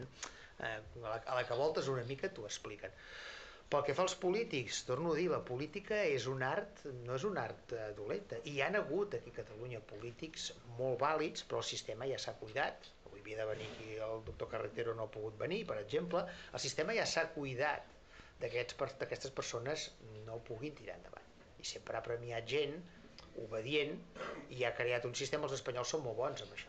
Quan els van donar el Príncipe d'Astúries amb el Juncker, són gent que saben convidar amb els nostres calés, però saben convidar molt. O sigui, a veure, quan vas a Madrid, realment, això ho explicava una diputada catalana, un dia m'ho explicava, diu, és que allà et posen una alfombra, et tracten molt bé, et saben molt. El català, quan va... Això ho deia, qui ho deia, en Pujol o en Pla, que tenien un raspall. Que tenien... En Tarradellas deia que tenien un raspall per quan hi anàvem. Doncs bé, és una miqueta això. Jo crec que en aquest moment, fins ara històricament, hi ha hagut d'allò de dir, home, més val que hi haguin polítics que no faran la independència però que siguin independentistes. Ara jo crec que ja no n'hi ha. I jo crec que ara les institucions és com una línia Maginot, que a França els hi semblava que frenarien els tancs alemanys i van passar per darrere, i és una il·lusió barata. Per tant, les institucions catalanes són una línia Maginot que no serveixen per res. Per tant, ho haurem de fer des de fora, però la força la tenim perquè, torno a repetir, no conec ningú dels 3 milions de persones que van sortir al carrer, dels votants de l'1 d'octubre i del dia 3 que van sortir, que cap país ha tingut mai la meitat de la seva població al carrer. No conec ningú amb ganes de tornar a ser espanyol i de reconciliar-se. Pas els polítics ho han vengut amb certa habilitat, amb el sentit de dir, bueno, anem tornant cap allà. Hi havia una paraula allí. Sí, soc Àngel. Jo us volia, primer agrair la iniciativa per descomptat, també us conec pràcticament per les xarxes. Dues coses, intentant ser pràctics, no? A part de disquisicions, de tot el que ha passat, que més o menys ja tot tenim la nostra opinió. A la web parla de col·labora, evidentment entenc que necessitem recursos per tirar endavant aquestes iniciatives, per tant aquí el que esteu demanant també és una aportació econòmica, cosa que és lògica, i per altra banda denúncia. Jo volia centrar en això, és a dir, quins són els aspectes denunciables, què és el que podem denunciar com a tal, sí, delictes d'odi, discriminació del català, però podeu ser una mica més concrets vosaltres com a juristes, que vosaltres consideraríeu que són realment denunciables i que es poden extrapolar i explotar una mica per centrar el tema de l'actuació. Sí, ho hem comentat una mica amb exemples, però sí que és veritat que això pot ser molt ampli. Pot ser molt ampli, hi ha moltes definicions del que pot ser diguem-ne, atacar una nació, no? Però a nivell individual, doncs, bueno, tot allò que tu com a català consideris que t'han vulnerat els teus drets, t'han humiliat, no et donen un servei, qualsevol d'aquestes accions són accions que en principi revesteixen la categoria, poden revestir la categoria de delicte d'odi, no? És que, no sé, he ficat bastants exemples. A nivell pràctic, això, vull dir, és veritat que hi ha gent que ens envia coses que si veiem que la cosa no ha d'anar endavant també ho descartem. Sí, vale. Jo vaig al metge i em trobo un metge que no vol tractar en català. Bé, sí.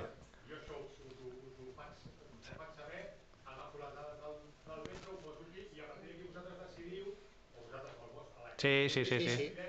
això és denunciable o no denunciable i quin recorregut té. Serien coses així. Sí, correcte, és això. I aleshores el que denuncia entenc que té un contacte a través de la informació Clar, perquè, exacte, home, primer nosaltres, evidentment, per tirar endavant una denúncia necessitem de la col·laboració del denunciant. Tot i que podem iniciar nosaltres coses sense ningú, per exemple, una cosa que vam fer, el que passa que, bueno, de moment ho fem nosaltres, una cosa que vam fer va ser ficar una denúncia per delicte d'odi contra el Club de Futbol Córdoba. Vam ficar una denúncia a Fiscalia pels insults racistes i catalanòfobs que es van produir en un partit entre el Córdoba i el Barça B. Vosaltres coneixeu la història perquè se'n seguiu a Twitter, però això no va sortir enlloc. Va ser una cosa que va passar absolutament desapercebuda, cosa que no ens ajuda, perquè si no hi ha pressió, doncs també és més fàcil que es treguin de sobre les coses. No? Sí. Tot i així, va haver una investigació. O sigui, van dissimular molt bé, ho van fer bé. Sí, Fiscalia ho va fer bé. I si Fiscalia ho fa bé, bueno, doncs nosaltres no podem fer res. És que hi ha una fiscalia d'odi. És que en aquest país el tema de l'odi, bueno, li han donat una certa... No, aquí no, perquè necessiten a nivell europeu això. A nivell europeu la persecució de minories, etc., doncs és una que els alemanys no ho veuen gaire bé. Per tant, això és una que a nivell de la Unió Europea s'intenta controlar i a Espanya hi ha una fiscalia d'odi, és a dir, només dedicada a aquestes qüestions. Per tant, si hi ha una fiscalia d'odi, portem-li denúncies a la fiscalia d'odi, que per això estan. I si ho fan bé i consideren que allò no és delicte pel que sigui i ens convenç, bueno, doncs, vale, d'acord. Anirem al següent. Perdó, acabo. Per això necessitem una mica els recursos. Fins ara hem fet moltes coses, però les anem fent.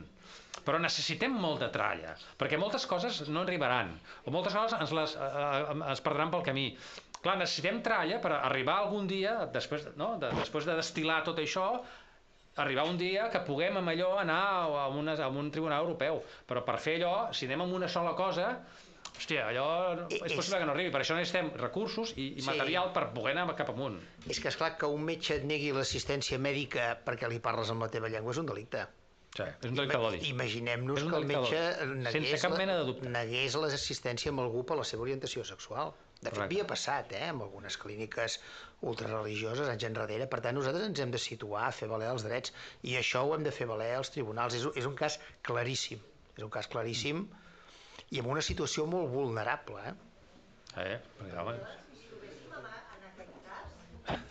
Després tu. No, sí, endavant.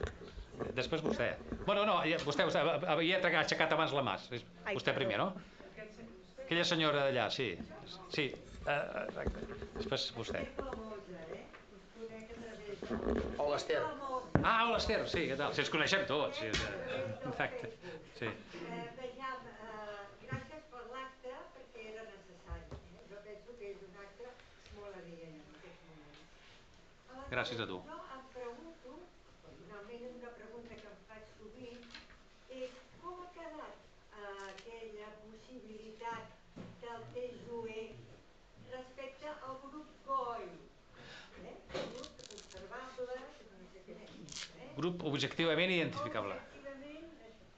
Perquè aleshores, diguéssim, em sembla entendre que des de l'amnistia i des abans dels indults, aquesta via del TSUE ha quedat a punt mort. Aleshores, seria alguna aprofitable també, no? Pregunto. Tot el que intenta identificar-nos com a nació, el que passa és que el tema del grup objectivament identificable està bé, perquè el que ens està dient, el que deien en aquest cas és que en els casos d'extradició, que normalment són automàtics, i l'estat espanyol et deia que no calia que l'estat belga en aquest cas analitzés el fons de la qüestió, sinó que simplement amb una petició ja n'hi havia prou.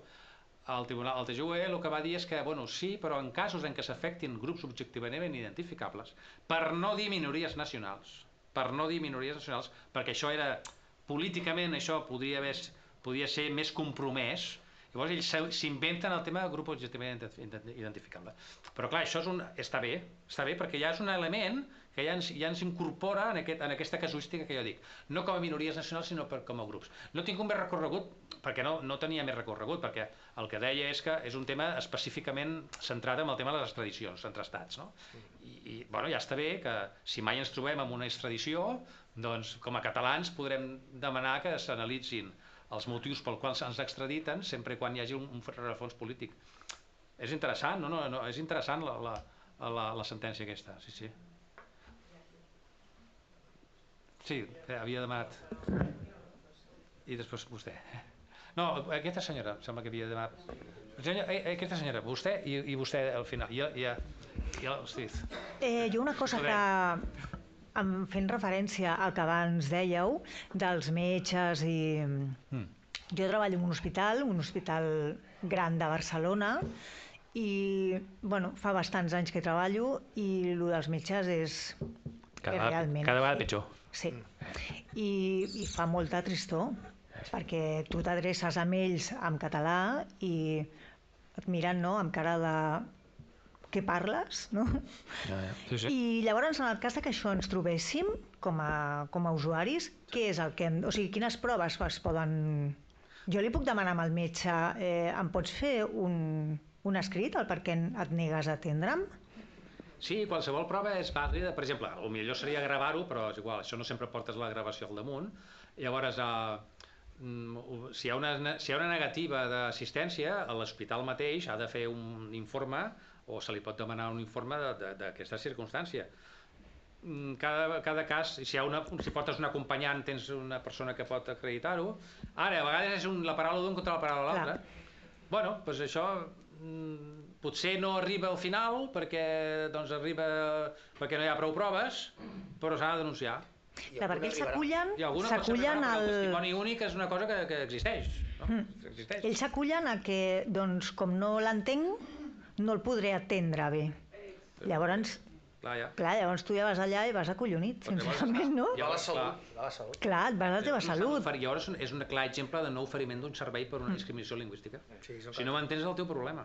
Aquí l'idioma, el català és oficial. Si no entens i em dius que no em pots oferir un servei correctament, és el teu problema. Passa que potser hauríem d'anar un pas més i no només anar contra els metges, sinó anar contra qui els contracta. Sí, s'ha d'anar cap amunt. Sempre nosaltres hem intentat tirar per elevació. Per elevació. Igual que, per exemple, quan nosaltres ens vàrem posicionar contra les acusacions particulars, els Mossos és un cos jerarquitzat. Qui decidia acusar independentistes al jutjat era la cúpula d'Interior, que després anaven... Abans d'entrar al judici, jo vaig viure amb els de Lledoners, van anar els polítics a fer-se les fotos, és a dir, feien d'acusació i alhora es solidaritzaven amb els acusats. Exacte.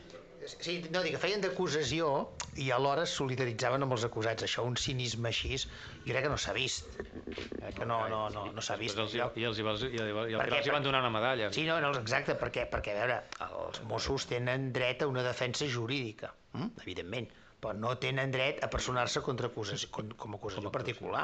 I quan et surt la Conselleria d'Interior i et demana indemnització per un uniforme destrossat, amb uns nanos que es van anar a manifestar, amb uns atestats que es van demostrar, és que ho diu la sentència del cas de Lledoners, que eren falsos, i fets per Mossos que estaven processats per un altre procediment.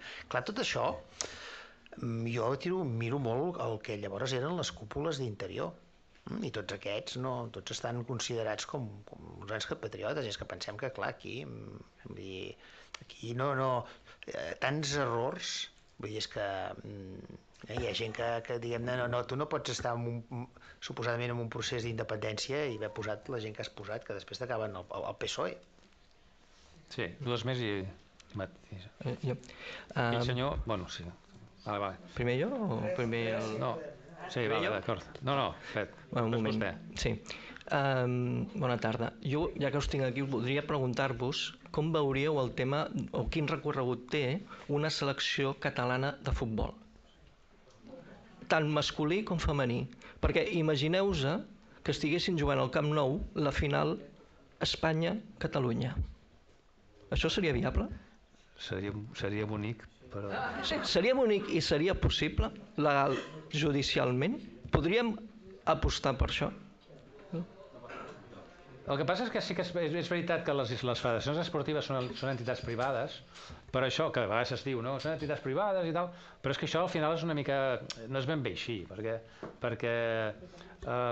tot i ser privat, vull dir, si no et volen dintre del seu club, no hi entres. No? O sigui, la Federació Catalana, això és com un club de federacions. Si tu fas una federació catalana, que tu podries crear-la i no hi hauria cap problema, però els hi diries per entrar al seu club i et dirien que no. Llavors és difícil, no? Això s'ha intentat. Jurídicament no hi ha un camí que hi puguis dir no, ficarem un recurs, no, anirem per aquí. Jurídicament, judicialment, no hi és. És un tema polític, el Regne Unit, País de Gal·les té selecció, o Escòcia... Perquè les accepten al club. Les accepten al club, però això és un tema... Bueno, ara han acceptat el club a la pilota basca. Sí. I els espanyols s'han enfadat molt. Però bueno, els han acceptat, però ja està. Però els bascos juguen una altra lliga, eh? Bueno, era pilota basca, també és veritat. Que si no acceptes la pilota basca, que va a la Federació de Pilota Basca... No, ho dic perquè ara vull llegir una mica la notícia aquesta del... Bé, és que nosaltres teníem la federació, érem els creadors de la federació de... Perdoneu. Bueno, és igual. Jo el que us volia dir és que, d'alguna manera, enguany se'n fan 80 anys de la presentació del cas de Catalunya a l'apel·lació a les Nacions Unides. Que de tot el que hem dit aquí se n'ha sortit allà. Ja ho vam plantejar en aquell moment. I avui en dia sabem per què es va resoldre allò malament. El que us volia comentar també, que parlàvem molt de que aquí no s'ha creat un GAL. Jo això no hi estic d'acord. Aquí s'ha creat un GAL català específic, amb les infiltracions, amb la desconnexió de moltes coses. Aquest és molt més sofisticat perquè la situació catalana és molt més sofisticada.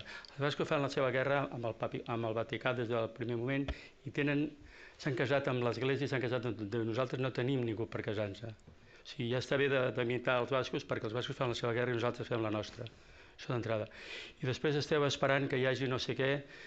Mira, la Rosa Parkers va seure a un lloc i ella va moure un moviment. Aquí passarà el mateix.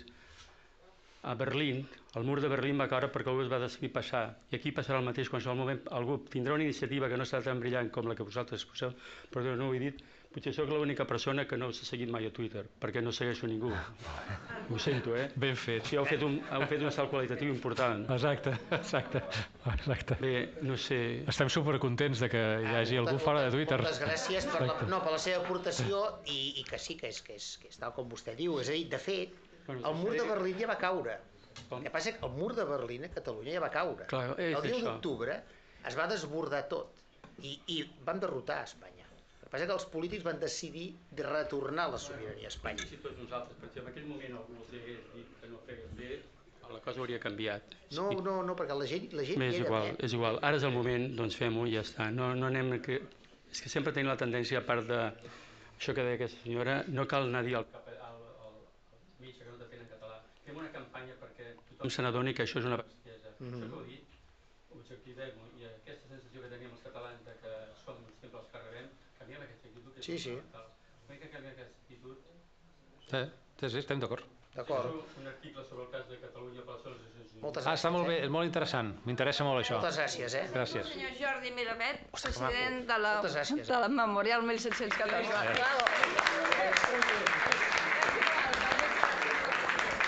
Acabem. Darrera pregunta, Jordi Céspedes. Sí. Digues. Bueno, la pregunta és agrair-vos, encoratjar-vos i felicitar-vos. És veritat que fa 3 anys no estaríem com estàvem i com que tots ens coneixem una mica i portem anys de lluita, ho compararíem amb el Barça, i en les èpoques bones del Barça ja sabeu que vindrà de tot, però que persistiu. Però al tanto que nosaltres ja ens diuen que tenim molt ego, perquè aquí a Catalunya tenir autoestima està mal vist. Gràcies. No tindreu mai més ego que la porta les vegades que li han dit. Vull dir, estigueu tranquils. Això no ho poden veure. Sí, pues és que això passarà. Però com que el Lluís el conec també, igual que el Xavi de fa molts anys, que aguanteu perquè el camí és el correcte. El camí, el nítxol i tirar per la via del dret i l'enfocament és molt correcte. I, bueno, clar, l'assemblea, el Vilagüet, tota aquesta gent intentarà fer el buit, vosaltres, jo us animo a que tireu endavant perquè estarem donant suport. Gràcies. I res, felicitar-vos. Gràcies, Jordi. Merci. Bueno, doncs si no hi ha res més, jo crec que si no ja es fotran fora, vull dir gràcies a tots. Moltíssimes gràcies per venir. Gràcies a vosaltres. Un aplaudiment pel Xevi, que ens ha ajudat molt a finalitzar tot això.